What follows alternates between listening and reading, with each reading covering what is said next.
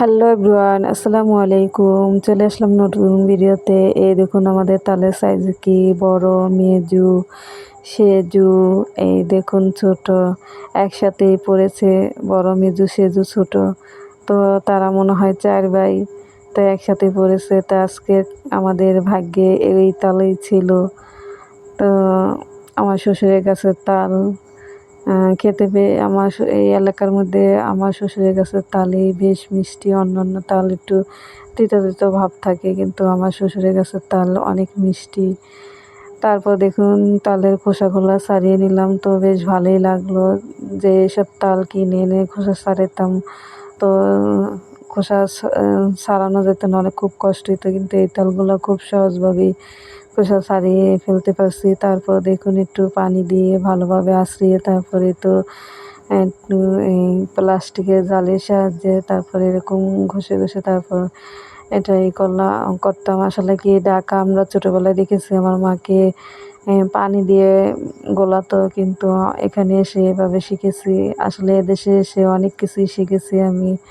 তারপর দেখুন কিছুটা তাল মানে বেশিরভাগই রেখে দিছি ফ্রিজে, পরে করবো। মানে নারিকেল ছিল না, তো ঘরে চালের গুঁড়া, আটা, চিনি আর কিছু পরিমাণ তাল নিয়ে তারপর পিঠাটা বানাবো। তো একটু তালের পরিমাণটা কম হয়ে গেছিলো, তারপর একটু অ্যাড করলাম। দেখুন কিভাবে ডোটা তৈরি করলাম। তো আমার ভিডিওটা যদি ভালো লেগে থাকে, ভিডিওর শুরুতে একটি লাইক দিয়ে তারপর যদি ভালো লেগে থাকে কমেন্টস করে জানাবেন। আর অবশ্যই আমার পেজটা ফলো করবেন। আর যারা ইউটিউব থেকে দেখবেন আমার চ্যানেলটা সাবস্ক্রাইব করে আপনাদের পাশে থাকার সুযোগ করে দিবেন। তারপর দেখুন আমি চলে আসলাম রান্নাঘরে।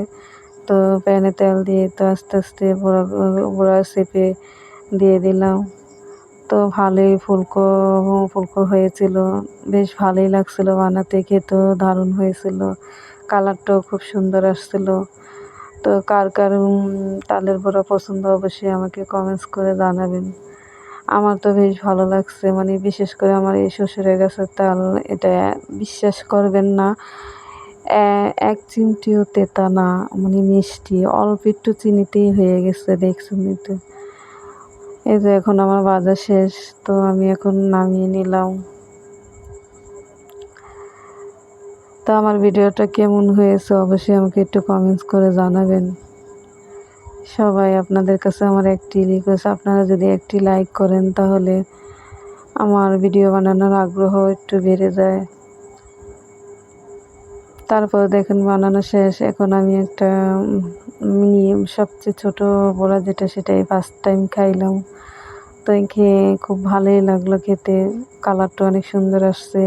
আজকের ভিডিওটা এ পর্যন্তই। সবাই ভালো থাকবেন। আল্লাহ হাফেজ।